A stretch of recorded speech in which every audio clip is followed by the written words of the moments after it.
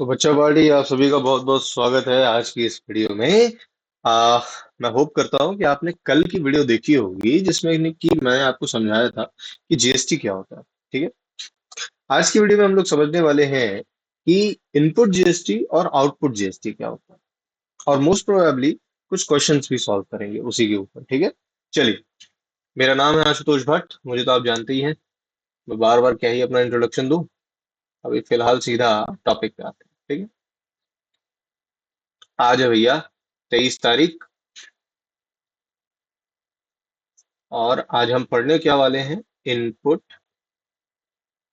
GST where as और output GST. ठीक है। चलो, समझने की कोशिश करना कि ये दोनों काफी हद तक अलग जीएसटी है। ठीक है। एक बहुत बेहतरीन कंसेप्ट आज बताने वाला हूं, जिसको कि सुन करके आपको अंदर ही अंदर बड़ी खुशी होगी, बड़े मजे आएंगे। ठीक है। चलो, अब होता क्या है बच्चों, पहले एक छोटी सी स्टोरी समझते हैं, फिर इसमें आते हैं। ठीक है। स्टोरी क्या है? स्टोरी बहुत छोटी सी है। स्टोरी में एक बिजनेसमैन है। एक बिजनेसमैन है, मान लो उनका नाम है राम जी। राम जी भाई है एक, ये गुजरात के हैं। ठीक है। फ्रॉम गुजरात। राम जी भाई है गुजरात के, बढ़िया बिजनेसमैन, एकदम खाटी बिजनेसमैन है। ये भाई साहब ने अपना बिजनेस डाला बढ़िया, मान लीजिए नमकीन वगैरह का, नमकीन चमेले का बिजनेस डाला। ठीक है। इनका बिजनेस किस चीज का है? नमकीन वगैरह। ठीक। अब मेरे भाई लोग जरा एक बात बताओ कि अगर किसी इंसान का नमकीन वगैरह का बिजनेस है, तो ऐसे बिजनेस को रन करने के लिए उसको सबसे पहले क्या होना चाहिए? उसके पास मटेरियल, नमकीन होना चाहिए। अगर यार तुम नमकीन बेच रहे हो तो तुम्हारे पास सबसे पहली चीज जो होनी चाहिए वो नमकीन है यार, कि नमकीन बना तो पाओ जिसको तुम बेचोगे। ठीक है। तो अगर वो उस नमकीन को बनाने वाले हैं तो वो कुछ ना कुछ रॉ मटेरियल खरीद रहे होंगे। सिंपल सी बात है। तो इस नमकीन को बनाने के लिए रॉ मटेरियल खरीदे जा रहे थे। ठीक है। रॉ मटेरियल खरीदे जा रहे थे। रॉ मटेरियल में मान लो कुछ रॉ मटेरियल्स हैं, जैसे मान लो दाल है, ठीक है, चना है, ठीक है, मूरी है। मूरी होती है ना वो, राइस फ्लेक्स। और क्या है? और क्या है? और क्या है? और क्या है? मान लो तेल, ऑयल है। ऑयल भी चाहिए होता है। ठीक है। तो ये कुछ गिने चुने कुछ रॉ मटेरियल्स। अब इन रॉ मटेरियल्स को खरीदते समय राम जी भाई को ये पता चलता है कि यार दाल का जो रेट है ना, वो है 100 रुपए किलो। चना जो है वो है मान लो 120 रुपए किलो। ठीक है। और मूरी जो है ये है मान लो 60 रुपए किलो। और ऑयल जो है ये है, ले लेते हैं 130 रुपए किलो। और ये सारी की सारी जो प्राइजेस है ये मैं आपको एमआरपी बता रहा हूं। मतलब कि ये है मैक्सिमम रिटेल प्राइस। अब समझना कि किसी भी वस्तु की मैक्सिमम रिटेल प्राइस में उसकी दो प्राइजेस छुपी होती हैं। पहली जो कि होती है टैक्सेबल वैल्यू उस आइटम की, और दूसरी tax. MRP contains of to values, first one is taxable value, जिस पर टैक्स लगता है, और जितना टैक्स निकल करके आता है उन दोनों वैल्यूज को प्लस कर दीजिए तो एमआरपी आ जाती है आपके पास। अभी फिलहाल के लिए इतना समझ लीजिए, आपके लिए इंपॉर्टेंट है। ठीक। राम जी भाई को पता चलता है कि यार कि ये सारे आइटम तो हम खरीद सकते हैं, नॉट अ बिग डील, बहुत इजी है। ले देके कितने के आएंगे ये सारे आइटम? ये आपका हो गया 300, ऐसे ही हो गया 350, ऐसे ही हो गया 410। मान लो 410 के ये आइटम है। ठीक है। और नानजी भाई, अरे राम जी भाई को ये पता चला कि 410 में से taxable value was 350 and tax was 60। Right. उनको ये बात पता चली। क्योंकि बच्चों जब आप लोग कुछ भी सामान खरीदने जाते हो, मुझे यकीन है कि आप लोग जब डोमिनोज या मैकडोनल्ड्स या फिर आपके यहाँ जो रिलायंस वगैरह है, आप जब वहां जाते होगे, तो आप कोई भी सामान जब खरीदते हो ना तो आपको बिल मिलता है। उस बिल में मेंशन्ड होता है कि आपके जो चीज आपने खरीदी उसकी वैल्यू क्या है और उस प्रोडक्ट में कितना जीएसटी या फिर कितना टैक्स चार्ज किया गया है। बात समझ में आ रही है? तो राम जी भाई के पास भी ये बिल आया। उस बिल में उनको पता चला कि सामान जो उन्होंने खरीदा उसके लिए 410 रुपए दिए, उस सामान पर 60 रुपया उनसे टैक्स लिया गया है। सिंपल सी बात। तो मेरे भाई, ये 60 रुपया जो है ये रामजी भाई ने टैक्स दिया। ठीक। बात क्लियर हो रही है? बात मेरी क्लियर हो रही है? अच्छा, अब क्या हुआ? रामजी भाई, क्योंकि नमकीन का बिजनेस है, तो इन्होंने सेल किया। किसको किया? मुझे मान लो कर दिया, आशु भाई को किया। जब आशु भाई को उन्होंने सेल किया, तो सेल करते समय उन्होंने मुझे नमकीन का मान लो पैकेट बेचा, सपोज कर लो 250 रुपए का। 250 रुपए का उन्होंने मुझे पैकेट बेचा। अब अगर मुझे उन्होंने जो बिल दिया है उस बिल के हिसाब से 210 का सामान है, 40 का जो है टैक्स है। अभी मैं यहाँ पर कोई रेट नहीं ला रहा हूं। अगर रेट लाऊंगा तो काफी हम लोग को कैलकुलेशन करना पड़ सकता है। मैं अभी बस रफली कुछ भी फिगर ले ले रहा हूँ, कोई भी फिगर ले ले रहा हूँ, ठीक है। मेरे पास जो बिल आया उसमें मुझे पता चला कि मुझे 40 रुपया जो है टैक्स चार्ज किया गया है। बात समझ में आ रही है? अच्छा, अब समझना, इस पूरी सिचुएशन को समझना। रामजी भाई ने सबसे पहले रॉ मटेरियल खरीदे, तो उन्होंने टैक्स पे किया। उन्होंने टैक्स पे किया। फिर जब रामजी भाई ने उस गुड्स को प्रोसेस करके कुछ बनाया, नमकीन बनाया और उसको बेचा, तो जब मैंने खरीदा, तो इधर रामजी भाई क्या कर रहे हैं? मुझसे टैक्स को कलेक्ट कर रहे हैं। यहां दो चीजें हैं। पहली चीज क्या है? रामजी भाई ने जब रॉ मटेरियल खरीदे तो टैक्स को पे किया, टैक्स उनके पास से गया। और जब यही चीज हुई कि जब उन्होंने मुझे सामान बेचा, तो उन्होंने मुझसे टैक्स कलेक्ट किया। टेक्निकलिटी तुमको समझ में आ रही है क्या हो रही है? यहां पर सिंपल सी बात ये है कि जब भी रामजी भाई कुछ खरीद रहे हैं अपने बिजनेस के लिए, तो ये जो टैक्स है ना जो वो पे कर रहे हैं, ये इनपुट टैक्स है मेरे भाई। इसको इनपुट टैक्स कहते हैं। और सेल के समय जितना टैक्स वो मुझसे कलेक्ट कर रहे हैं ना, इसको आउटपुट टैक्स कहते हैं। ठीक है। इसको आउटपुट टैक्स कहते हैं। अब अगर हम लोग टैक्स में पढ़ ही रहे हैं जीएसटी, तो आप इसको इनपुट जीएसटी ना आउटपुट जीएसटी बोल सकते हो। GST and GST. बात मेरी क्लियर हो गई होगी। जो है, ले दे के इतनी सी बात है, ये हम लोग को पढ़ना पड़ेगा, इसको समझना पड़ेगा। ठीक है बच्चा? चलो नीचे चलते हैं इसमें। अब एक छोटा सा तुम लोग को एग्जांपल देता हूँ, बढ़िया सा, और लिखवा देता हूँ। वैसे ऊपर जगह मैंने छोड़ी थी क्या? हाँ छोड़ी थी। यही लिख लेते हैं ना। जगह छोड़ी है तो फिर काय को नहीं लिखने का। चलो, इनपुट जीएसटी किस किस सिनेरियो में आ सकता है भाई मेरे? परचेज के सिनेरियो में आ सकता है, और एक्सपेंस के सिनेरियो में आ सकता है। और इसका बेसिस क्या है कि ये पेड है, ये हमने दिया है किसी को। आउटपुट जीएसटी क्या है मेरे भाई? ये एट मोस्ट सेल्स के ही टाइम आता है। और इसका क्या है कि ये RCED, ये रिसीव्ड है, ये हमने रिसीव किया है किसी से। बात क्लियर हो रही है? बात क्लियर हो रही है नहीं हो रही है? बहुत सही। चलो, अब चलते हैं एक छोटे से एग्जाम्पल पे, और आज की वीडियो को समाप्त करेंगे उन दोनों एग्जाम्पल के साथ। दो एग्जाम्पल्स बताऊंगा, और दोनों एग्जाम्पल एक इनपुट का होगा एक आउटपुट का होगा, ठीक है। फिर उसको सेटल कैसे करते हैं वो हम लोग कोई जब एक जीएसटी का प्रॉपर क्वेश्चन सॉल्व कर रहे होंगे, तो उसके टाइम पे मैं समझाऊंगा कि सेटल कैसे किया जाता है। ठीक है। चल, मान लो ये क्वेश्चन है जिसमें मेंशन्ड है कि परचेज्ड परचेज्ड गुड्स वर्थ 70,000, जिस पर कि जीएसटी अभी लगेगा। मतलब ये जीएसटी अमाउंट नहीं है, इस पर जीएसटी लगेगा। बात क्लियर हो रही है? तो 70,000 रुपीज, और जिस पर जीएसटी लगने वाला है सपोज कर लो 5%। ठीक। अच्छा, और ये परचेज किया गया है। अब जो कल मैंने बताया था वो कंसेप्ट यहां पर लगने वाला है, तो क्लियर रखना। कंसेप्ट है इंट्रा स्टेट और इंटर स्टेट का। अभी समझाऊंगा मैं फिर से।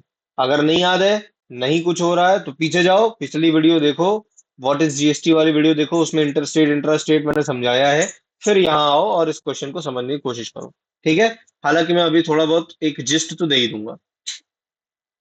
5% जीएसटी परचेज किया गया है गुजरात में, फ्रॉम फ्रॉम हरियाणा। ठीक है। फ्रॉम हरियाणा। ठीक है। गुजरात में परचेज किया गया है फ्रॉम हरियाणा। अब बताना, अगर बिना जीएसटी के मैं बात करूं तो इसकी नॉर्मल एंट्री क्या होगी। और हाँ, ये फॉर कैश है, पहले बता देता हूँ, फॉर कैश। अगर बिना जीएसटी के मैं बात करूं तो क्या एंट्री होनी चाहिए। Purchase account debit to cash. बात क्लियर हो रही है। अगर मैं बोलूं कि जीएसटी अभी इस क्वेश्चन से अभी थोड़ा देर के लिए थोड़ा ऐसा हाइड कर दूं, तो सिर्फ मैं बोलूं purchase goods worth 70,000 for cash, तो क्या एंट्री होती। Purchase account DR to cash. Clear है, 70,000 70,000। अब अगर ये नॉर्मल सिनेरियो है,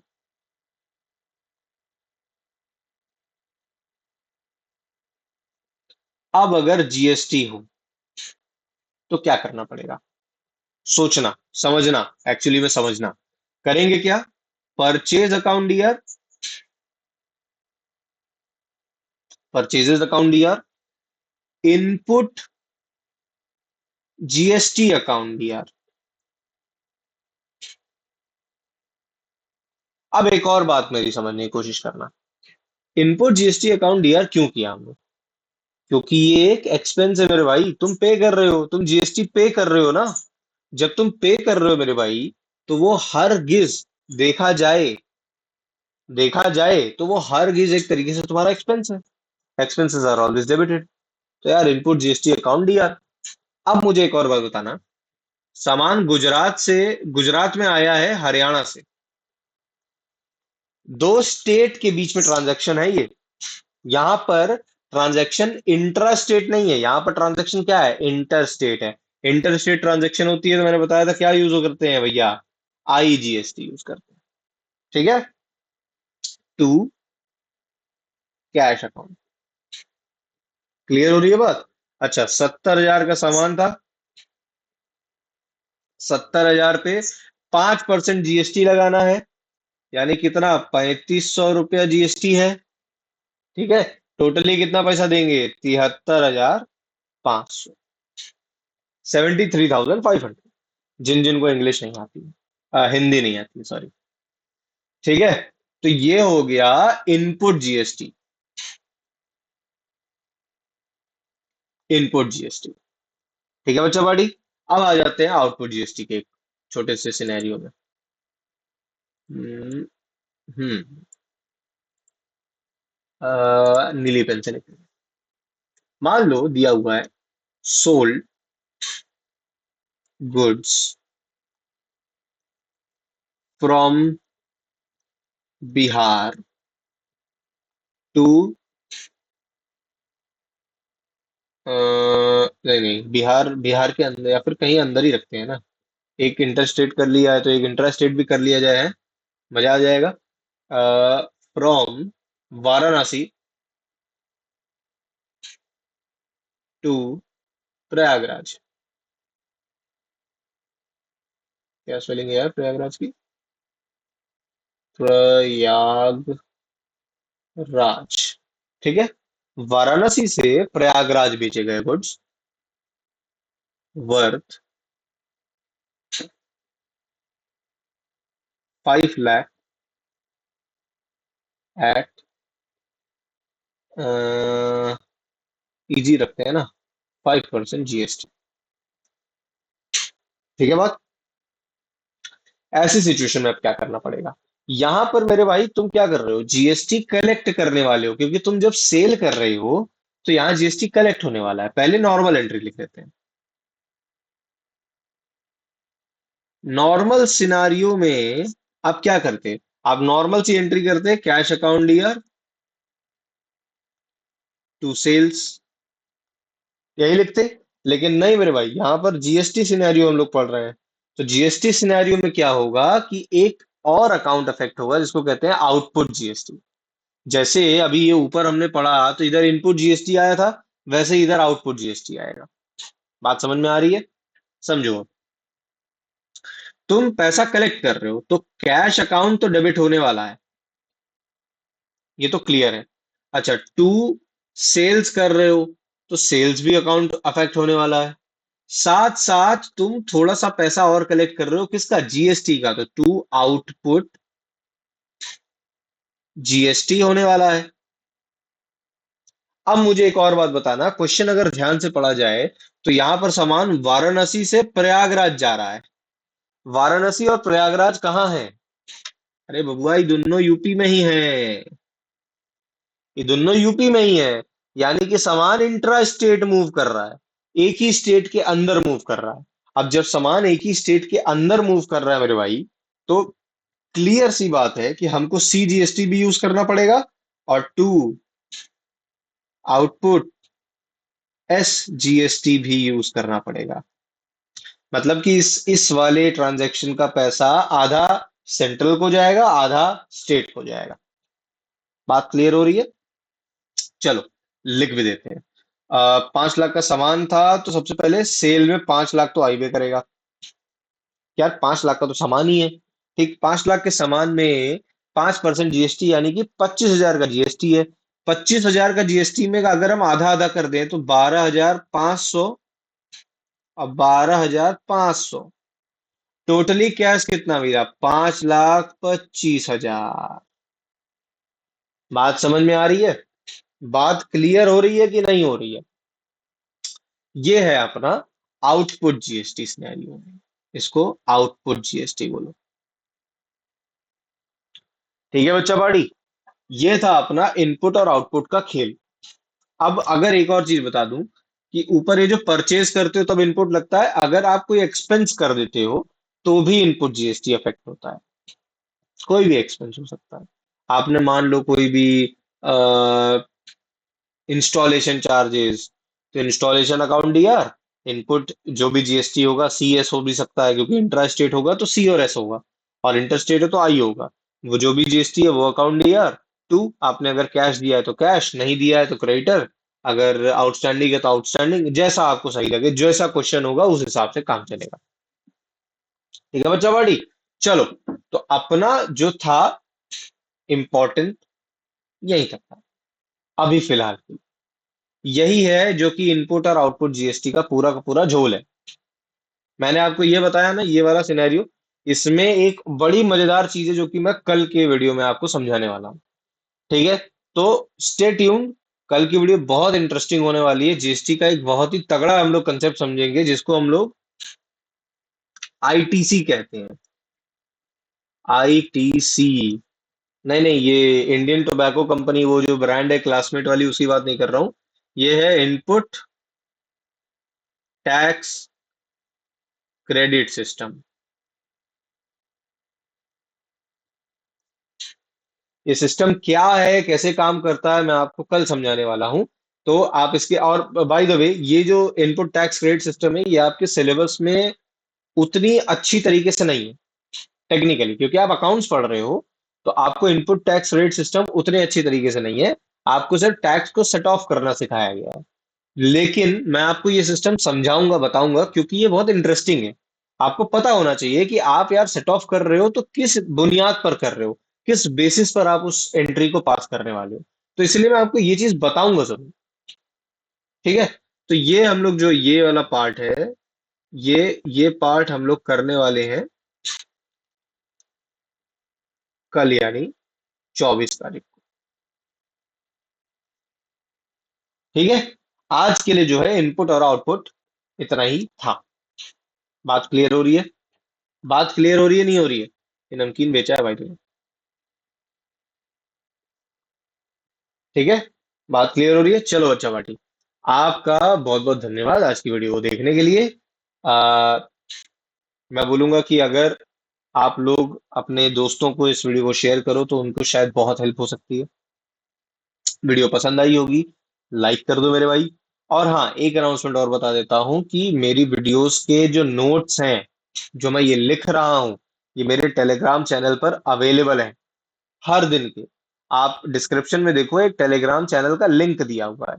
आप उस लिंक पर क्लिक करो, आप टेलीग्राम चैनल पर पहुंच जाओगे। वहां डेट वाइज हर दिन का जो नोट्स है, जो मैं लिखता हूं ना, पीडीएफ फॉर्म में अवेलेबल है। क्लियर बात है। आप जा करके वहां से उस नोट्स को रीचेक कर सकते हो, दोबारा से देख सकते हो। क्योंकि क्या है, वीडियो जब बन रही होती है ना, तो इसे ऐसे तुरंत तुरंत मूव हो रहा होता है। तो आप लोग क्या पता आप रह पाओ उस जगह पर, आप पॉज कर पाओ नहीं कर पाओ, पीडीएफ मिल जाएगी आपको। तो चिंता करने की कोई जरूरत नहीं है, ठीक है। अच्छा, साथ ही साथ वीडियो को लाइक करने को तो मैंने बोल ही दिया। कमेंट कर दो यार, अगर कुछ जरूरी तुम लोग को लग रहा है ना, क्रिटिसाइज करना है, क्वेश्चन पूछना है, कुछ भी है, कमेंट करो बेझिझक, गाली मत देना। और सब्सक्राइब करो अगर इस सीरीज के साथ बने रहना चाहते हो। जीएसटी तक हम लोग पहुंच गए हैं। जैसे ही जीएसटी कंप्लीट होगा ना, बहुत तेजी से आगे बढ़ेगा सिलेबस। लिटरली बहुत तेजी से, गोली की स्पीड से आगे बढ़ेगा।